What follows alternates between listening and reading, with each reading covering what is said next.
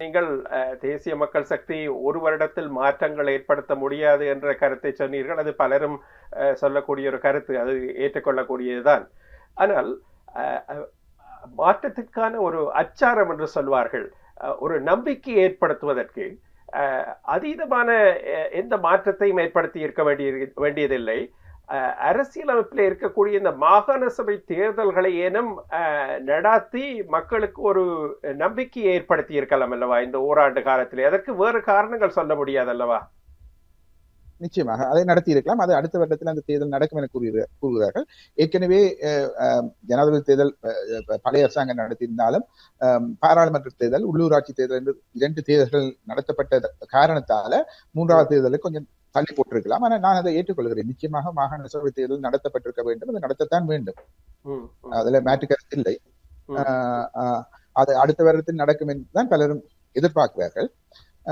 தேசிய மக்கள் சக்தியை பொறுத்தவரையில அவர்களோட கொள்கையில இப்ப இடதுசாரிகளுக்கும் தமிழ் தேசிய அரசியல்வாதிகளுக்கும் இடையிலே ஒரு சின்ன வித்தியாசம் இருக்கிறது. இப்ப தமிழ் தேசிய அரசியல்வாதிகள் எல்லா பிரச்சனை முழுவதையும் இனப்பிரச்சனை, அதாவது இனப்பிரச்சனையா தான் பார்க்கிறார்கள். இடதுசாரிகள் அதை வர்க்க பிரச்சனையாக பார்க்கிறார்கள். ஆனால் எங்களோட பிரச்சனை உண்மையிலே காம்ப்ளிகேட்டட், குழப்பமானது. இதுக்குள்ள ரெண்டுமே கலந்திருக்கு. அவர்களோட பிரேம்ல இது இப்படி பார்த்து கொண்டிருக்கார்கள், இவர்கள் ஒரு வகையில பார்த்து கொண்டிருக்கிறார்கள். ஆனா ரெண்டையும் கலந்ததாகத்தான் இந்த பிரச்சனை இருக்கிறது. அப்ப இடதுசாரிகள் சில பேருக்கு தேசிய இனப்பிரச்சனையை புரிந்து கொள்வதற்கு கொஞ்சம் நேரம் எடுக்கலாம். அவர்கள் அதை வித்தியாசமான முறையில் அணுகவழிக்கலாம்.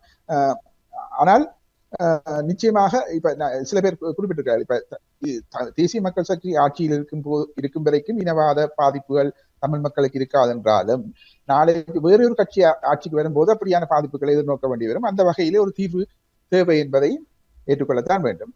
நீங்கள் குறிப்பிட்ட மாதிரி மாகாண தேர்தல் நடத்தி இருக்க வேண்டும், அது நடக்கும் என்ற நம்பிக்கை எனக்கு இருக்கிறது. மேற்கொண்டு தேசிய மக்கள் சக்தி மாற்றம் என்று சொல்லும் போது நான் அதை முதலே குறிப்பிட்ட போது அந்த வருத்தத்தினுடைய ஆழமாக குணங்குறிகள் ஆராயாமல் அதை டயக்னோஸ் பண்ணி தீர்க்கிற ஒரு முயற்சியாக தான் இந்த கிளீன் ஸ்ரீலங்கா ப்ராஜெக்ட் அப்படியான சில விடயங்களை ஆரம்பித்திருக்கிறார்கள். உண்மையில ஒரு நாடு அபிவிருத்தி அடையும் என்று சொன்னால் அது இந்த மனப்பாங்குல மாற்றம் வேண்டும், அந்த மனப்பாங்கு மாற்றத்தை கொண்டு வரது அப்படியான நீண்ட கால திட்டங்களோட ஒரு வித்தியாசமான அரசாங்கம் பதவிக்கு வந்திருக்கிறது.